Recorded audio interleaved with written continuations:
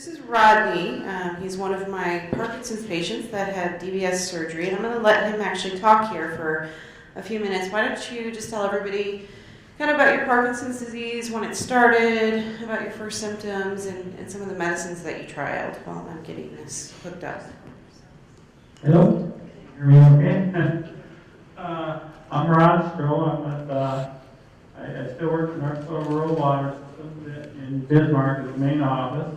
I get to work out of my home office. That really helps my Parkinson's and everything, so I'm still working. First one of the symptoms, I had a tremor in my right hand about 1997. For close to 20 years, I guess I've had my Parkinson's now. About year 2000, I had diagnosed, I had Parkinson's disease. And let's see, what else can I say? What was the first medicine they started you on? Remember? Yeah, the first medicine was I started out on carbidopa, levodopa, which is Cinnamon. And they started me out in a slow release tablet. So I was taking 50 to 1,000. 100 or 250, 200s. 200 was the levodopa. Yeah. But anyway, I was getting up to when I had my surgery, I was up to over 1,000 milligrams of that. Dr. Harlow had me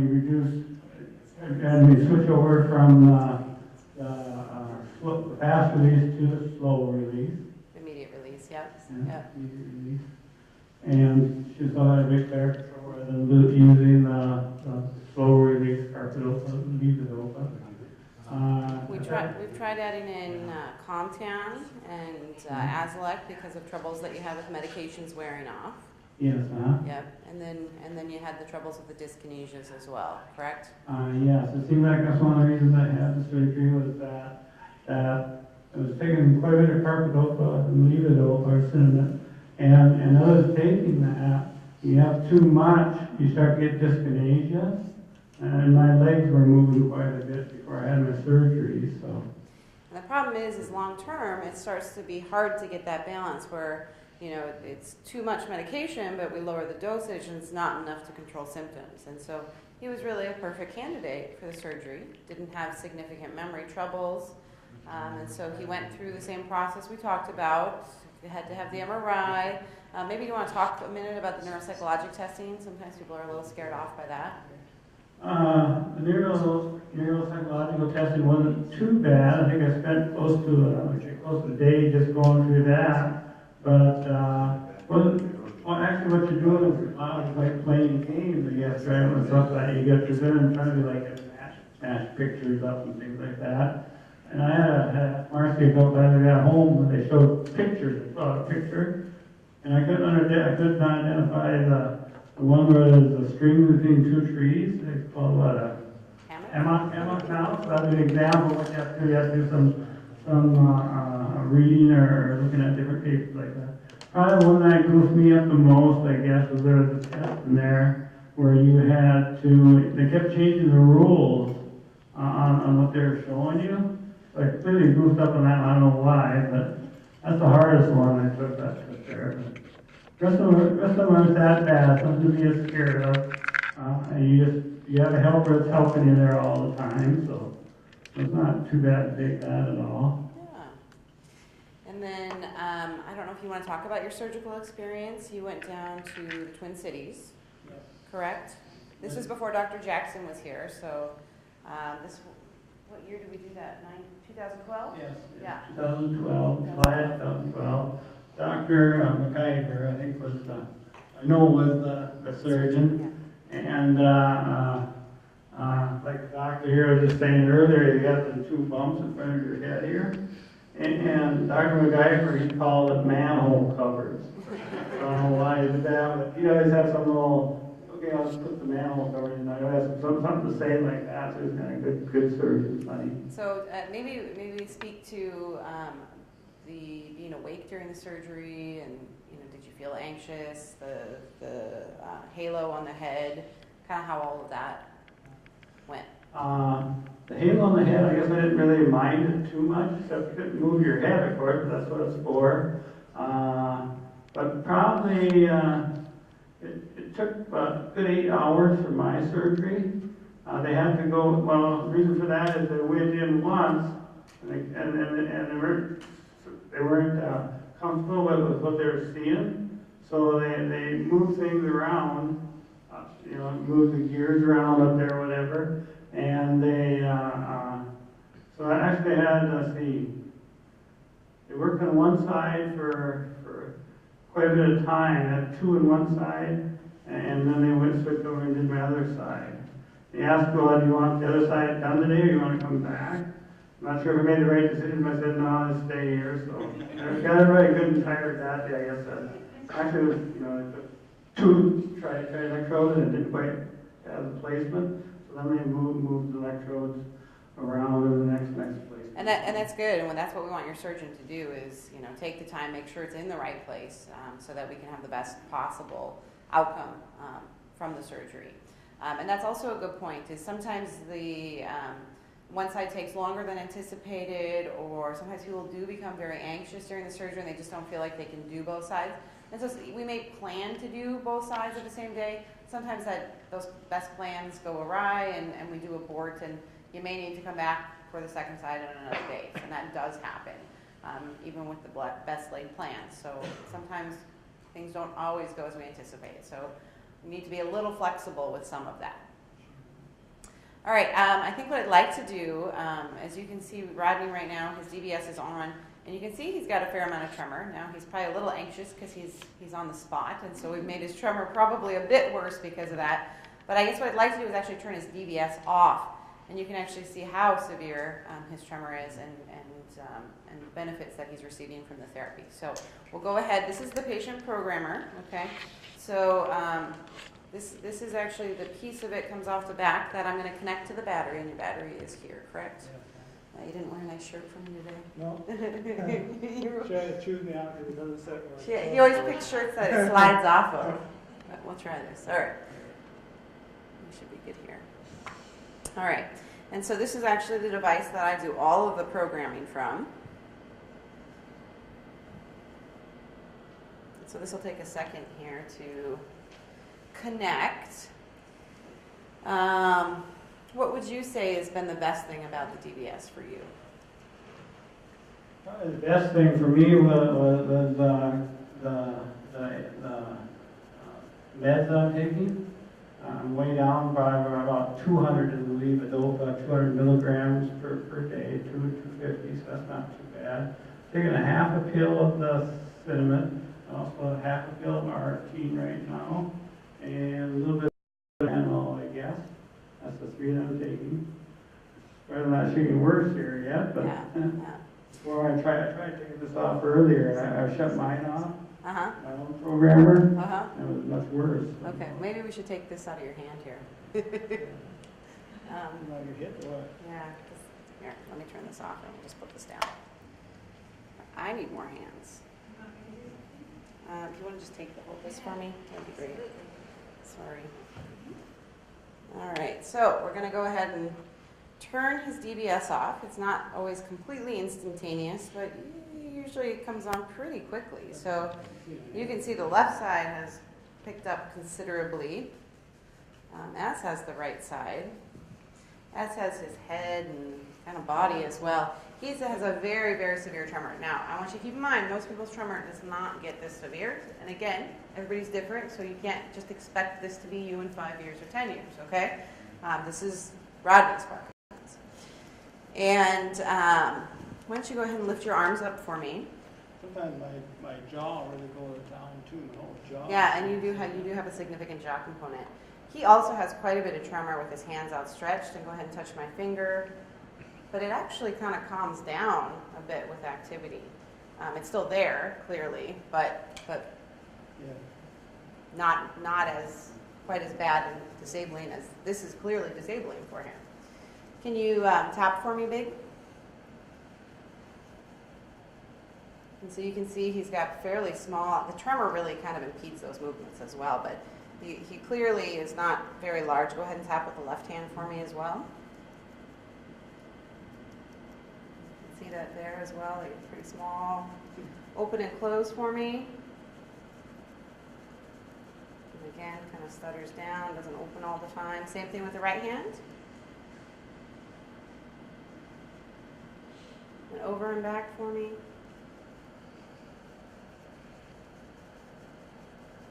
Okay, and same thing with the left.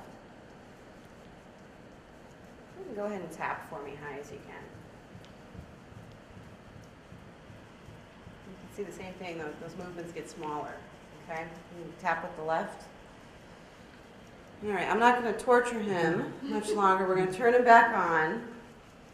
Now that you know what he looked like without, now, and you have taken medications today, correct? So this is what he looks like with his medications, okay? Would look even worse without medications. And now you can see actually the instantaneous, go ahead and put your hands back on your lap, change in that tremor. It's really remarkable. I mean, he still has some. We haven't fully eliminated his tremor, but it's a major difference. Okay. Now I want you to go ahead and tap again for me. Shake the hand out for me. Okay. All right. Now go ahead and tap. Good. And the other hand. You can see it's a remarkable difference from what he was able to do. Open and close. So this is all the DBS. I mean, the other hand. All the way open, all the way closed. Over and back. All the way over. There you go. Other hand. Good. And tap for me. Just one foot. There you go. As you can.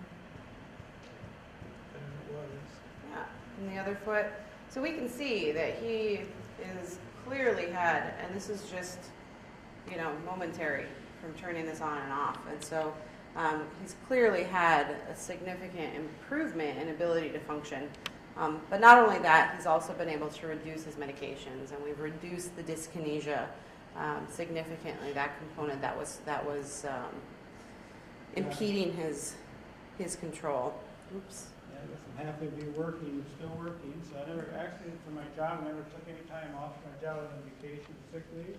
I used up all my sick leave. So that's a good question for you. Do you think if you had not had this surgery that you would still be working today? Probably not, the way things are looking. Yeah. And so this has allowed him to continue to work, which he has wanted to do. So I think this is really remarkable. No, I think it's a bit complex. Although Dr. Jackson. We'll try to put the lead in a place where you won't want to continue to work. They missed the spot. Did you want to come here really quickly and I can show you this real quick before I turn him out? This is what the interleaving looks like, yeah. So he's kind of got a really special DBS where we've actually got kind of two electrodes on each side going. And so you can click on it and they're just different programs. And that's what it looks like. So, yeah. So does anybody have any questions for Rodney about his experience with DBS? And was it painful when she shut that off? No, it wasn't painful. Just shaking. It's hard to put up with the shaking, too much. But no, there was no pain involved. No. so some people get a little bit of a buzz when we turn the DBS on and off. Specifically, the people that have DBS for essential tremor, where the target's the thalamus, tend to have more of that. But some people with Parkinson's disease sometimes will get a little bit of a jolt too. For most people, it's not too bothersome though. And usually it's like a little sensory thing that goes away within a few seconds. How many times do you have to go back and get readjusted? Would you repeat the I question? started out first year with, I meet with Dr. Harlow here once a month. I think we're up to once every 3 months now, so something like that.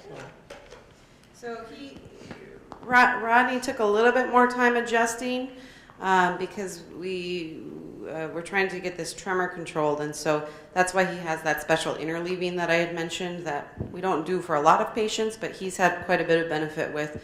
And so he's probably taking a little bit more adjustment to kind of get him to a baseline than most patients. Most patients within about 3 sessions we're usually getting pretty close. Over how much Usually I see him most people about once a month.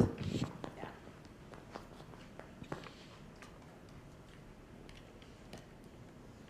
Are there other questions? Does he have two on each side? No, so the electrode that they passed around, it has 4 different contacts. I don't know if you could see those little silver pieces. We're using 2 of the contacts instead of just one of the contacts to get him better benefit.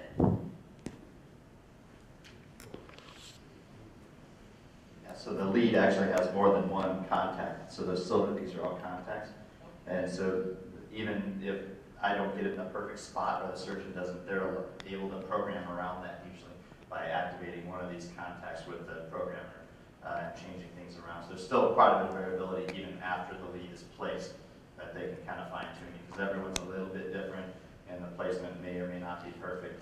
So we try our best in the OR to get it exactly where we want it, but then there's also some wiggle room, if you will, for the program. Right, and so my goal is to try to get you functioning as best we can with the least amount of side effects, and sometimes that requires changing things and blocking certain aspects of the electrode.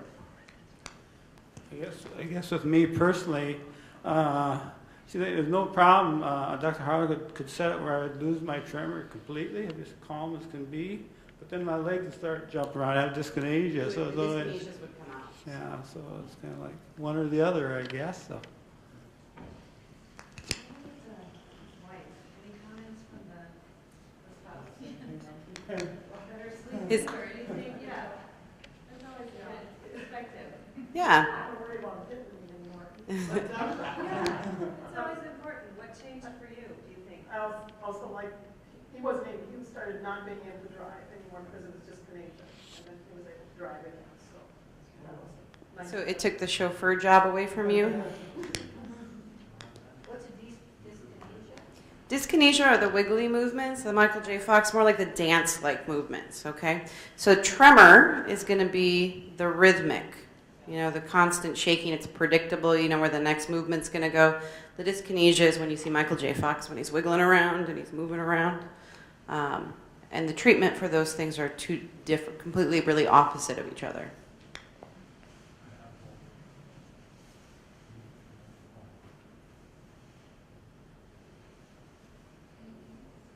How old was he? How old were you when you got implanted? 60 years old. I'm 62 now, so yeah.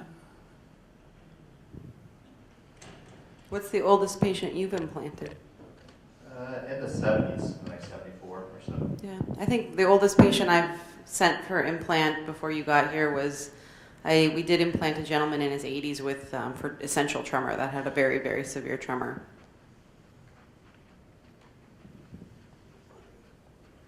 So the process would be to see you and then have Yeah, the way we have it kind of set up here is that everyone goes through Dr. Harlow, at least initially, and then we want them to see the neuropsychiatrist, as we talked about, to make sure you don't have any depression or any cognitive problems or dementia-type problems, memory difficulties, because we don't want to waste your time coming to see me if we can't implant you, if that makes sense. So we want you to kind of go through the screening and make sure that all is well and that you get the most benefit out of the surgery. And so we like to Yeah, and then once you've had a chance to meet everybody and we think you're a good candidate, we all get together, actually myself and Dr. Jackson and Dr. Wood, the neuropsychologist, and we talk about you and we say, do we really think this is a good idea? We want to make sure that we're really optimizing things and if it's a good idea, or what are the best targets, because for Parkinson's disease there are 2 different targets to consider, and certainly some people do better with one compared to another for various reasons. Yeah, one comment I would like to make is that it's kind of like a team approach. And do it like she was saying. And like for me, it's like going to the chiropractor. You make sure you're all good with your alignment and everything. And then it'd be like I guess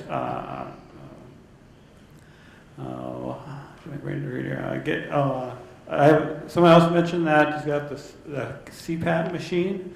And also, I'm on that now too. I work with a speech or a sleep specialist anyway. So, and who else? But there's a team approach anyway. A number of people that have made me healthier. So. Have you seen the physical therapist? I've seen both physical and speech therapists. And they're part of our team too. Yes, yep.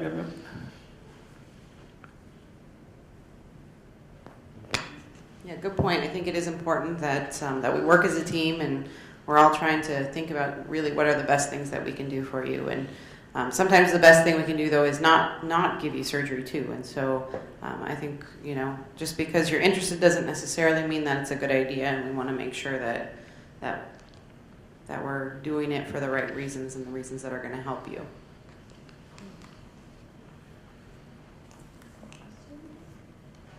I'm going to have Anne from the Parkinson's Foundation come up and say hello. Hello, everyone. I greeted you when you came in. I'm with the National Parkinson's Foundation, and we wanted to thank you all for coming. We're very excited to be working with Medtronic. We're really, they've been great partners for us. So thank you so much for coming. I just want to give a round of applause to Dr. Harlow, Dr. Jackson, and Ms. Rose for coming. Please drive carefully. Promise me, you'll drive carefully. Thank you so much for coming.